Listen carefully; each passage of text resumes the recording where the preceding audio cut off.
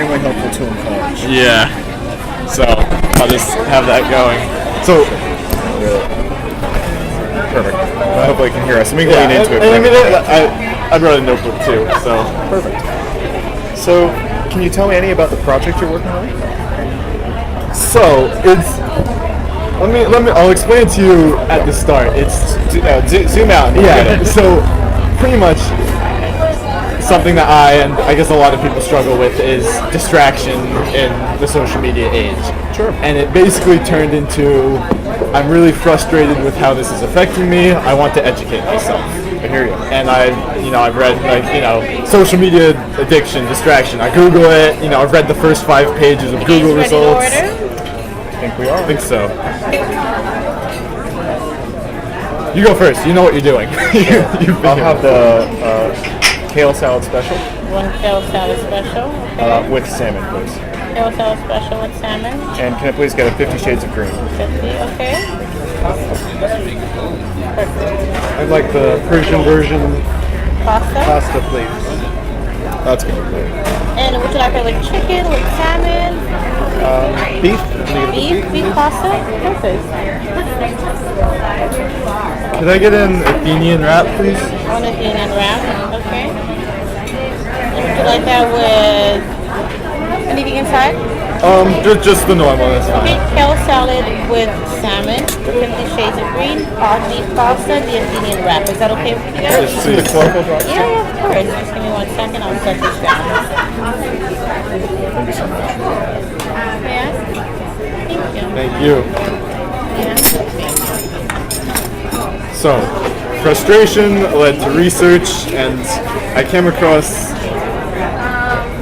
Chlorophyll. Chlorophyll all around? Alright, I'll try it.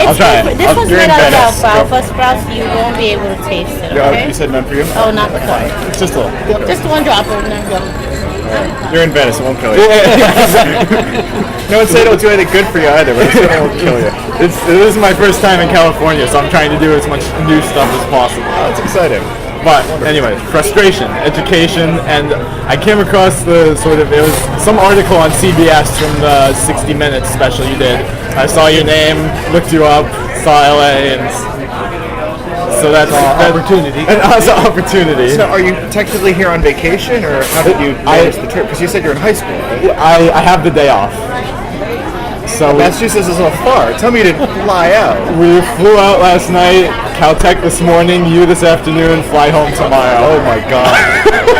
That is intrepid. My company has an office in Pasadena, so most of it was paid for. I said, so I'm going to spend 3 days in the office in Pasadena to justify getting my company to pay for half the trip.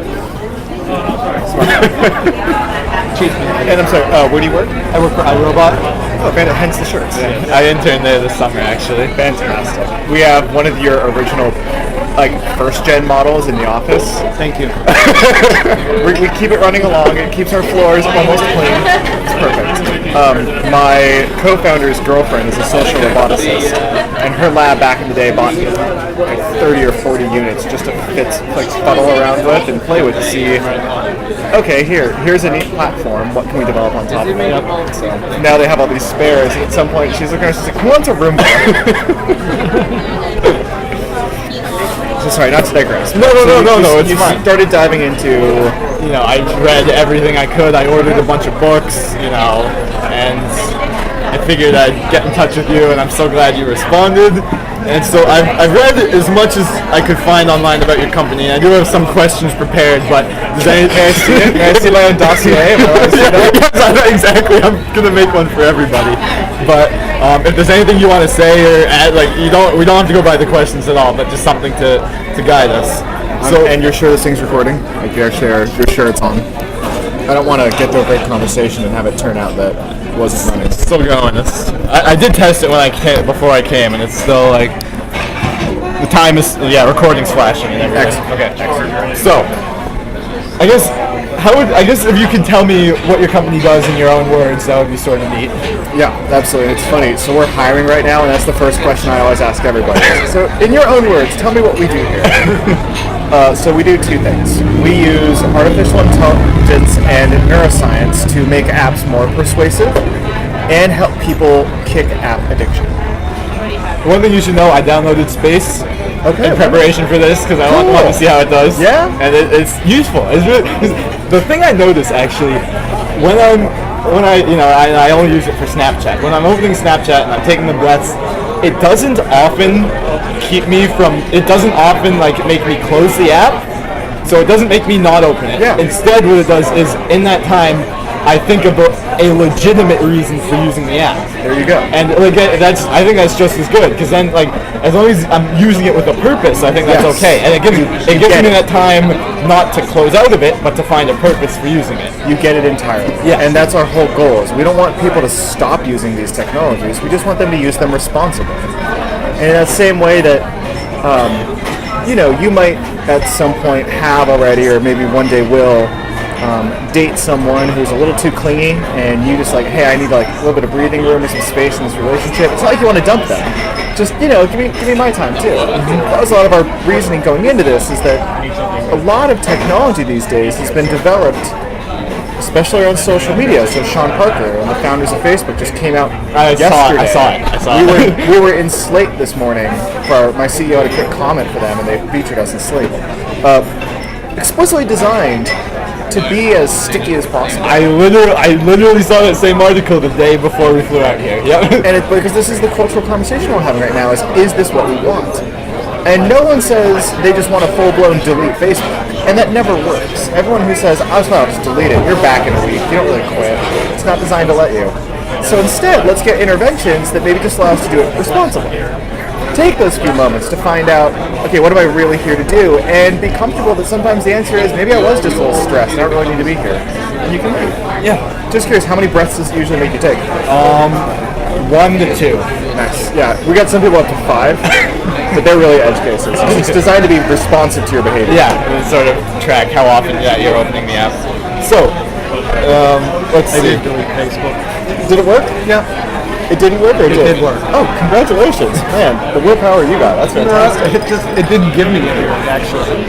Oh, okay. Yeah, There you go. It never sunk its teeth in. Right. There it is. So maybe that's not fair. Maybe not a fair game. That's fair. So, it's funny, for Facebook, Facebook came out just maybe a year or two before. It's year 18, 17? 17. Great. Facebook came out just about when I was your age. And I remember getting it, and be like, this will be interesting. I guess this is kind of cool. Flash forward to today, the primary usage group of Facebook are our parents. You're the primary target audience of Facebook now, man. Somehow they missed you. Well, good thing they did that. Well, I actually don't get the social media stuff. And personally, sorry, this is supposed to be weird. No. I prefer the conversation for all of us. I prefer the physical media. What am I trying to say? Face-to-face conversation. Yes. Actually, sit down, have lunch with someone. Yes. Much better. Yes. So that's what my company does. We increase persuasion, and we help people break free of persuasion. So, we just talked about the latter part. The thing that really interested me, and perhaps this is just a misconception because I've only seen your website, but you guys really hit the opposite ends of the spectrum. You have a product breaking persuasion, and then you have a product increasing persuasion. And so, let's see, how could I phrase this? And one thing on your website, it says, when you're listing where you've been cited, it says, as praised and feared on, etc. So, clearly, how do you justify hitting both ends of the spectrum? You create a product to break persuasion, and then you also sell an API to make apps more persuasive. Your car has a gas pedal and a brake. To properly navigate, you need to use both. And in that same way, to kind of grow to become the person that you want to be, you are going to have behaviors that you want to increase the frequency of and decrease the frequency of. I know for myself, I'm working on getting better about not hitting the snooze button. That's a behavior I want to decrease. I'm working on not being on Snapchat as often. That's a behavior I want to decrease. There's behaviors I want to increase too, like going for my daily runs or trying to breathe a little deeper instead of just always kind of being clenched at my desk, or reach out to my grandmother more often. because human behavior is multifaceted like that, and both an increase of behavior and a decrease of other behaviors would still be good for me, I should have powerful tools that can equip me to do both of those. What we're trying to build is that platform to give people the freedom to build the kind of mind that they want to inhabit using these state-of-the-art tools. You want to increase behavior? Pick up something powered by the Dopamine API. You want to stop a behavior? Go download Space. I'm not proposing that any one of these is right, but rather giving people the ability to then choose how they want to be is probably right. So this was another question I have. How does the Dopamine API work? Is it something like Space where you download for your phone and can customize what apps give you notifications when, or is it a service you sell to companies to make their apps more persuasive?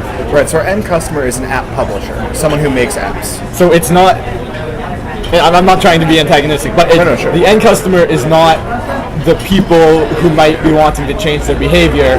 Right now, your end customer for Dopamine API is the publishers. Correct. And to that extent, when we go sell to a health app that wants to help its users track their diet more accurately and more frequently and build a habit out of that, when someone goes and downloads that health app, what they're really making is a judgment statement about who they want to be in the future. Think about like when you go buy a pair of running shoes. You don't go buy a pair of running shoes because you intend on being very sedentary for the next 6 months. You buy it because you intend on getting in shape and staying in shape. In that same way, the way we think about the technologies we use is that they constrain and predict who we are interested in becoming. When you go download a running app, you're really saying, I'm trying to make this a part of who I'm becoming and what I'm doing.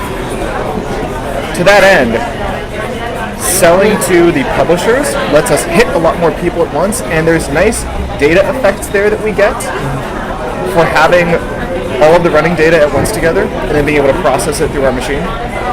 So we target the publishers as opposed to the individual users for creating habits. Breaking them appears to be something we can do on a one-to-one basis. So the idea is selling the Dopamine API to the publishers is sort of ethically okay because the publishers have the best interest of their users in heart. Yes, and we have a sniff test that any of our customers have to pass. Okay. We've turned down, for example, casinos who wanted to license the technology. That is good to know. Because, and this is a big part of the ethos we have going into this, there are three things it appears the world wants. Three simultaneous wants that are existing in the world. There's things that capital wants.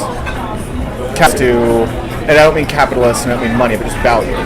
Nebulous form of value. It wants more or less to freely flow to places where it gets good return, whether that's across borders or in and out of firms. Capital tends to do that, and capital tends to get what it wants. There's things technology wants. Technology only wants more technology. It's been vastly documented at the philosophical level for the past 60 years. I'd love to point some great books your way. Technology and technique do not per se want anything other than incremental improvement of their parts and processes. It's the only thing a tool itself has any impetus to desire. There's things humans want. Humans largely want to escape entropy, death and gravity. What makes this work, all of this, the big this, is figuring out how to align the things capital wants, the things technology wants, the things humans want. So we can't ethically sell to teams that are developing products that might be good for capital and technology, but really shitty for humans. And if we only work with things that are good for humans, but don't give capital or technology what they want, we can't build a scalable, sustainable business. So part of our sniff test is figuring out who fits in that sweet spot. So you said there are customers you turn down, and because one of the things that came in, and this wasn't on your website, and I couldn't find it anywhere. Do you sell this to anyone who wants to make their app more addictive? No, we do that not is sell good it. to know. That is very good to know. But we do not have a self-sort portal. Anyone who wants to use this product has to get on the phone with my team and I. So then, what sort of? I have who are your clients. I have a feeling that is private information. We have some who've agreed to talk about their experiences with us. Okay, could you give some of those names? They've largely come out of education. So we had an app out of USC that was helping students do better in their quizzes online. Wellness, like a pedometer, helps people walk more after surgery. Diet apps and fitness apps. Financial technology. So this was an app that helped people pay back their loans faster. We've worked with one just for fun game. We've worked with one social media app that was about positivity and anonymously lifting each other up. Is that the Snapchat one where you can anonymously say things to people? It was called Brighton. It was like Yik Yak, but not for sociopaths. So instead of saying anything, you can only say positive things to each other. We have 2 diet apps on the platform now. I think what else would be fun to mention. I'm trying to close a deal with a safe driving app. I'm trying to close a deal with a health provider, like someone who's in like the corporate insurance space. Because at the end of the day, we have to ask ourselves the question of what we want to use this tool for. And I think I'm really glad that I came here today and learned that you have a test for that, because I was ready to rip you apart if you sold this to anyone, and I am so glad that that is not the case, and I respect your company. No, I mean, so real quick, I've actually been emailing a local paper. I might write an article about this, if that's okay with you. Absolutely. All of this is comfortable. You can use this. Actually, this can be on record. You can tell them that. Is that okay? Like I could post this on YouTube, depending on how good the audio is. But yes, but specifically if you're going to go to the press, they like to hear things like, was it on record or off record? Yeah. This is on record. Okay, yes. Cool. And so, anyways, thinking about the article, like, obviously, I think you're a wonderful person, but I would have ripped you apart if you sold this to anyone. And I'm really genuinely happy that you have that test. And I think that's a really good thing for a company to have when your job, when your role is to take people's attention in an ever distracted world, that you're choosing to do it for good. And I really respect that. Thank you. That is, at the end of the day, why I do this. I know that if it were enough that we all could use your father's amazing willpower with Facebook to quit, and willpower was enough, or wishful thinking was enough, or any of the other things that people might use to say, I can change my behavior. If that was enough, we wouldn't be in the state we are. And I don't just mean distraction. For you and I, right now, the leading cause of death for you and I is opiate overdose. You're over 50? For you, the leading cause of death is type 2 diabetes, cardiovascular disease, stroke, obesity, and stress-related illness. Every single one of these is an extremely strong behavior component. If we are able to nudge and push and pull behavior in these 5, 10, 15% directions around health, around stress, it's an extremely scalable way to fight what is largely going to kill us this year, which is stress and cheeseburgers. Overwhelming. That's why we do this. Because the outcomes have such an overwhelmingly strong upside if we can get this to scale. That's really good. I'm so glad that is what you're doing. Yeah. All right. So. And just curious, did you ever grow up playing games? Yes. You still? No. Good. You're getting into college, so. Yeah. We realized that we did have to draw that line. I think play is a really integral part of the human experience, and I think there's a lot of games that get it really wrong. Yes. And operate like small micro casinos, basically, where they have no depth of play, they have no character development, they have no narrative arc. They basically just have a Skinner mechanic, and that's the only thing they're going for them. Are you familiar with Tristan Harris from Google? I am. I'm a friend of mine. Yeah. Oh, you actually know him? Yeah, he's really nice. I met him on the 60 Minutes piece. He's a really nice guy. I saw you were both in it. I didn't know that you... I've got a beer afterwards, yeah. Really? Well, so like, obviously that's something he talks about all the time, the casino in your pocket.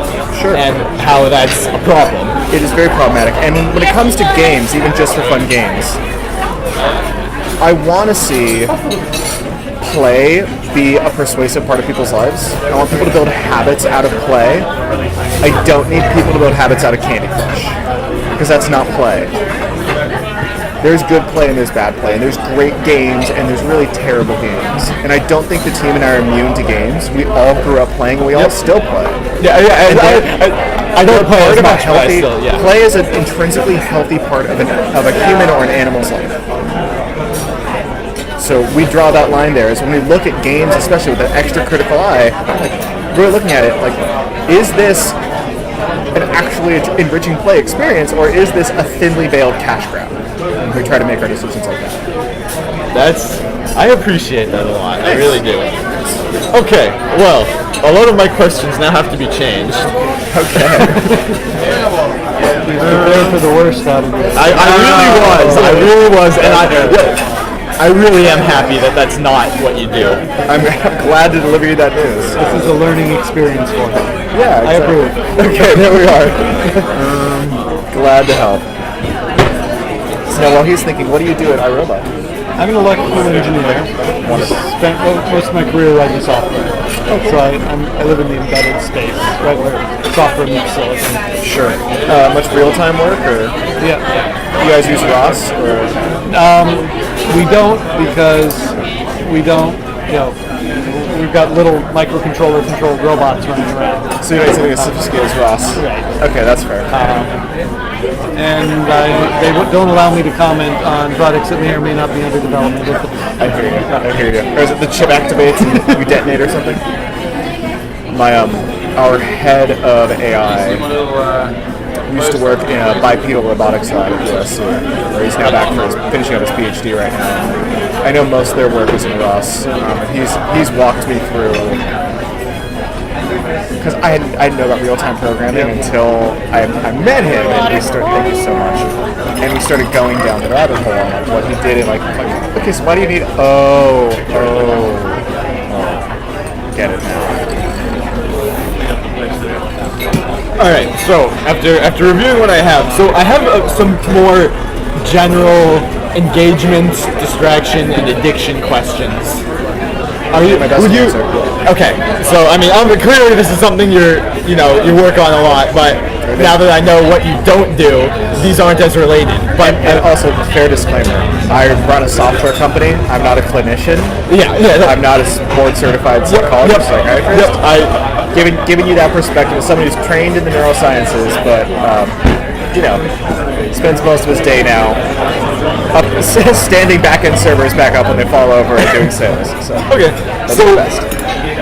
so this is some more general research that I've done about techniques that other companies, and I'm happy to say not your company, use to increase, that addiction, that, attention, distraction, things they do in their apps. Sure. So things such as continuous scroll, and like specific techniques, like continuous scroll, variable rewards from your games, like that casino in your pocket, autoplay and recommended on YouTube and Netflix.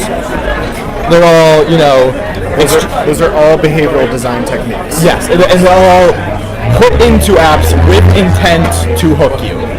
Well, they're certainly at least out loud intended to increase user engagement. And user engagement is this industry jargon word we have for how frequently does the user perform a behavior. Whether or not the teams are explicit internally about their desires to hook or not to hook is something I can't speak to. Okay, that was going to be one of my questions. That said, one of the best-selling authors in this space, Nir Eyal, wrote the book Hooked. I bought it, haven't read it yet. It's wonderful. I was one of the scientific editors on it. It's a great book. Nir is a really great guy, and I think he understands that the techniques he's proposed need to be used responsibly. So, is there a culture of hooking users that is prevalent? Of intentionally designing apps to be addictive? That you have come across? I wouldn't call it prevalent yet. I think a lot of people in the app development space are actually just starting to become aware that tools and techniques like this exist. So they're just starting to figure it out. That said, my prediction is that over the next 5-10 years, especially the more conversations we get to have like this will become the new normal. Behavioral design. Yeah. Like the idea of using advanced AI techniques to persuade user behavior, that will just become the new norm. And that's worrisome, I think. It might be, yes. In terms of like the dynamics of the attention economy, it is cause for us to be very vocal. It's cause for us to have a lot of dialogue very fast. If we let them just keep doing this in the shadows, we can't predict that it's all going to go well. But we think, well, once again, we talk about... Hey, Rob. Thank you. Eat pasta? Right here. You want to switch over to salmon? Right here. Good. Thank you so much. Thank you. Excuse me. Got some hot sauce? I'll be right back. Thank you. It's not a given. Because remember, we go back to like what does technology, like we have what capital wants, what technology wants, what humans want. Yep. Capital and technology almost always get what they want. They're really good at it. If we don't talk about this more, that here's what's going on in persuasive tech, it's not clear to me that humans will also get what humans want. But if we do talk about it, we can help ensure that people get what they want. And that... Because by the way, you can't stop it. It's never going to stop. One of the things that I read from Kristen is we can't ask tech companies to do worse. That's anti-capitalistic. Well, that was from Gabe. Gabe said that. And Gabe who? Gabe Zickerman. Okay, yeah, I read it from someone. That was his quote. And by and large, he is correct. But also, thank you so much. Thank you. Wonderful. You got the best juices here. It's like drinking a salad.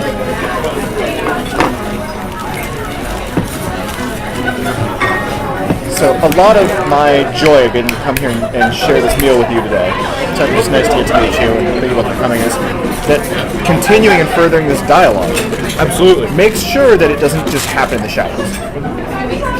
And that's why,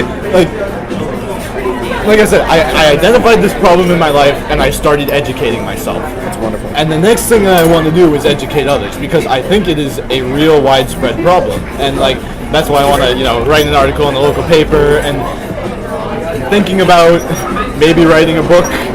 There you go. Maybe not. Talk to Mrs. Hyde. Yeah. She's educated herself a lot in this Yeah. area, so you haven't. But I absolutely agree with you. If we don't, one of the most powerful deterrent, and this is really a project that started a month ago. So it's still fairly recent, but I've noticed so many changes in my life just because now I understand that continuous scroll is designed to be addictive. How I go on YouTube now is different. Now I watch every video in theater mode. Little change, but due to that education I give myself, it's changed my behavior. Huge. Because I know, and that's a little example, but what if everyone understood how, variable rewards are designed to be addictive, and maybe you should turn off notifications for that game on your phone. If everybody knew that, we could start changing behaviors, What it'll do is it'll do two things. First thing it'll do is it'll start changing behaviors. The second thing it'll do is it'll force the publishers, people who make these things, to come up with alternative monetization strategies. Imagine you paid $10 a month to use Facebook. It also meant that you never had to see another ad, and it didn't have a continuous scroll feature. That would ostensibly be a drastic improvement in your daily life, in your user experience, in your quality of mind, and your attention span. The problem is that Facebook's free. That's great because you get to get out to 1 billion people, but it also means that those 1 billion people aren't customers, they're the product being sold. Because if you don't pay for it, you're the product, not the consumer. So, educating the public about what's going on here, will end up being good for the public and good for the corporations in the long run because it will pressure us to give us products instead of make us products. Right, and to build experiences that are enjoyable and be able to defend the value that they create. If it really turns out that you ask people, hey, $5 for Facebook, and they said no, that means the thing really isn't as valuable as it appears. We pay for this lunch because it's valuable to us. You paid for this because it's valuable to you. In that same way, it'll force the market to come up with valuable products that still get to respect the human attention span. dope. Like that's a good feature. Interesting to me, just listening to this conversation. If you don't mind if I interject here, No, go.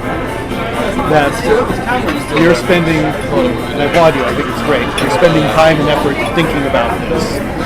That and others, hearing the two of you talk. The first time I went to watch a video on YouTube and it tried to automatically show another video, I shut it down. Yeah, And my other son saw something and he said, "Oh, there's an option. You say not to do that." But I reacted so viscerally against no. I don't want whatever you're feeding me. Yep. And I want what I'm choosing to go get. Yes. And so I have this instinct, automatic distrust. I don't know where it fits in. Yeah, that's a good visceral reaction. But it's good to me to hear that people are recognizing what I'm doing naturally and instinctively, just based on I don't know what leads me to this, except no, I don't want this. Sure. I'm glad to hear that other people are thinking about this in a more the rest of us who more disciplined manner. the rest of us who don't naturally react like that.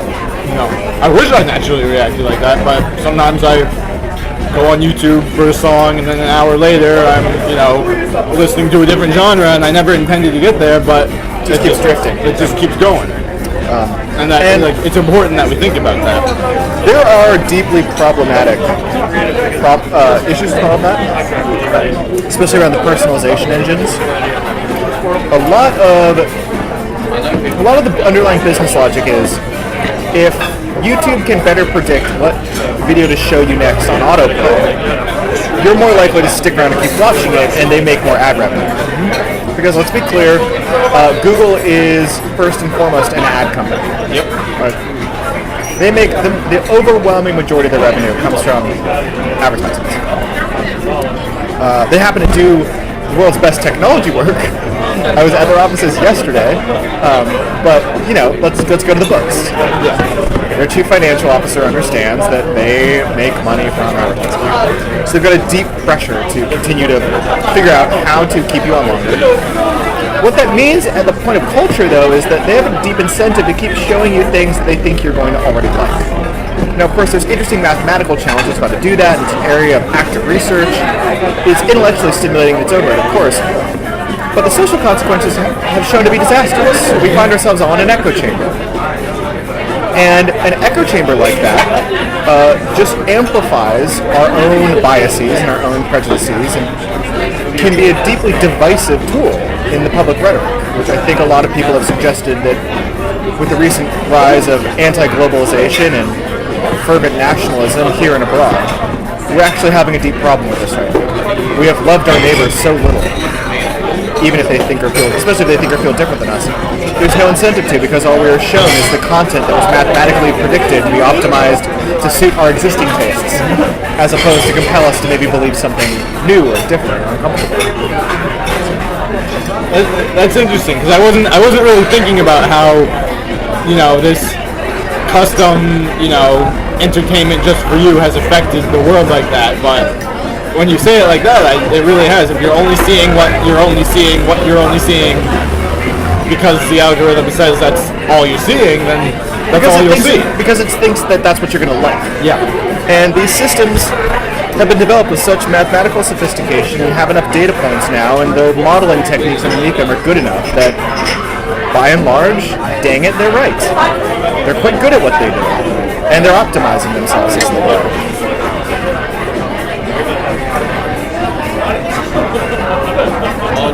So, through a similar thread, which another thing I've read about is how Facebook or YouTube or Twitter, they have thousands of different, forget about the algorithm that's custom to you. They also have thousands of different versions of the app that are out at any time, just testing any minor tweak that could change user experience. Yeah.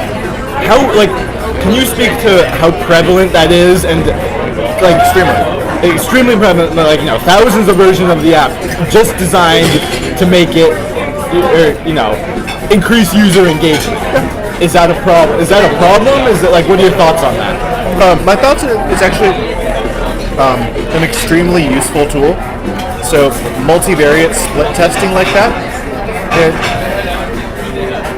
it's in the same way that like pharmaceutical companies test drugs using double-blind clinical trials. It's that same methodology, but applied now to run 1,000 experiments simultaneously. And when I say experiments, we narrowly mean it. A control group and treatment group with a very slight tweak, either in font size or font color or button size, or the copy or the ordering. Something changes just a little. Ostensibly to all of us, it still looks and feels like the same product, but actually it's just a little different. And they're measuring things that could be improvements. But once again, we go back to what counts as an improvement. For them to meet their key performance indicators, the ways that they know they're doing their job right, that their business relies on. This is a way for them to test out what works. We use it at Dopamine Labs. We have hundreds of experiments running right now around different reinforcement styles or patterns and how they should adjust. And it all once again boils down to how you're going to use it. Are you going to use that to show people more cat videos and ads, or are you going to use that to help them diet better? It's just a tool.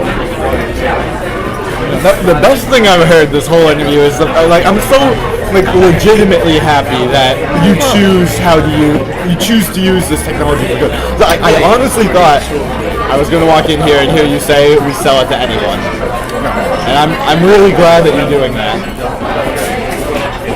All right. Thank you. Let's see. All right, I have a few specific to, I guess, dopamine, your dopamine API itself. Sure. How exactly does it work? I'll let you know when we're hiring. He's a 17-year-old intern on the East Coast. If he gets to Caltech, and give him a summer internship. In general terms, like, how does it look at a user and determine how to increase their engagement? Right.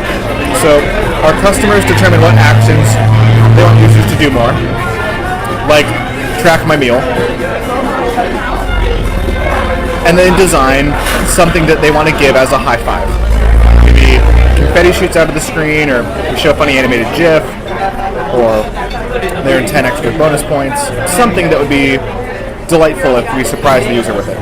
But sort of analogous to the casino in your pocket. Yeah. But this time we're using it for good. Right. Okay. So choose a reward that can be maybe given variably, but Always from variably. And then they put in our little code snippet that connects their app to our system. Then anytime any user does that behavior, the app talks to our server and says, hey, right now, for this user, is now the time to hit them with that little animated GIF or that high five. Our server does some math really fast and then responds back and says, yes, do it right now. Or says, no, wait, maybe next time. Don't do it yet. And then, that incentivizes them. Oh, last time I got confetti. It builds anticipation. Next meal, I'll make sure. Yeah. It builds anticipation. And so then the AI's job is to optimize when and how to give it on a user-to-user basis and evolving over time, adapting with that. Okay, that is. I mean, I'm not going to ask for your code or anything, but that's perfect for detail. Oh my God, I made such a bad mistake. We are so late. Oh, what time is it? Let me make one phone call. I'm so sorry. No.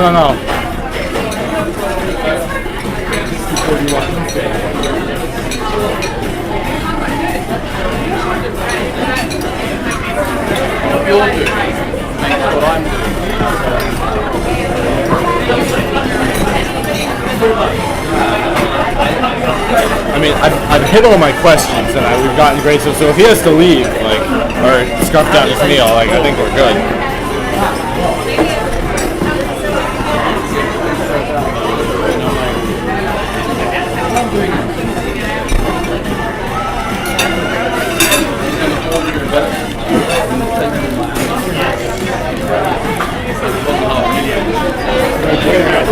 What? How's your family? Good. I mean, I just sort of, I really didn't look at the menu. I just ordered something.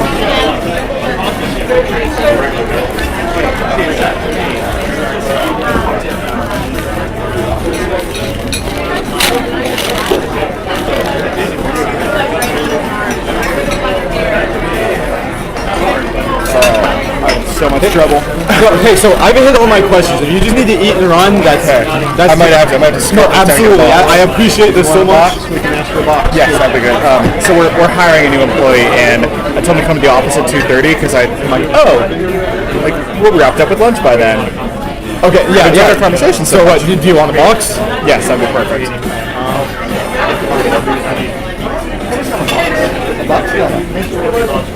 Okay. Sorry. Well, we can get through the last few questions. Yeah, well, I've checked every box. I mean, the last one I sort of have is where do you draw the line between advertising and engagement versus intrusion and manipulation? And I think that's one of the things you talked about. You know, you really choose who you give this API to, and you know. The thing, the last part of the question is, should there be like a stronger line between engagement and advertising versus, you know, advertising is as old as time, but now that we have these social media devices, should there be I don't know, either a governmentally imposed or tech company imposed line between, and you know, obviously very gray area, should there be a line in how we engage our users? You know, briefly. Try not to spit up over everything right now. I think there should be a line, and I think the market has shown that these systems can work well when you incentivize companies to participate. Thank you so much. On their own accord, and if that fails to get the kind of Okay, over here. Would you like another box? Yes, please, actually. if you fail to get good behavior out of it, then the state can step in to begin regulation. I can't propose that we start with the state regulation. Yeah, absolutely. Let's see if we can develop industry working groups around persuasive technology. Let's see if we can develop ratings boards.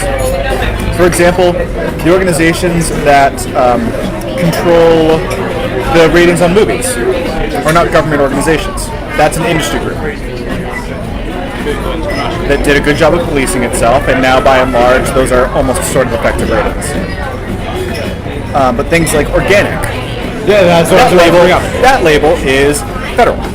That's part of the Department of Agriculture. There exists frameworks for how to get good behavior out of players in the market that will always say, hey, that's going to raise my cost of business. Yeah, for a little while, but it's also not going to kill me. So there's good trade-offs there. Yeah, and like sort of the whole organic movement in general was a result of sort of people wanting, you know, less trans fats in their foods or whatever, and that was sort of, you know, a result of the people demanding healthier food. So in part it was imposed by the federal government, but the fact that it came that way was because people started demanding it. And I think educating like this can lead to people asking for more regulation, whether it's in the industry or government, of how our apps and our phones distract us. Yeah, I think that's going to be the case. And I know that's been one of the things Tristan's been pushing hard for, is trying to work with the government to see what can't be done here to at least start the conversation or start some looking into, hey, this attention economy thing is actually real. There exist economic structures in place right now that are robbing people of a lot of livelihood because of distraction. What can be done here to help with that? I think that asking corporations to patrol themselves doesn't work very well.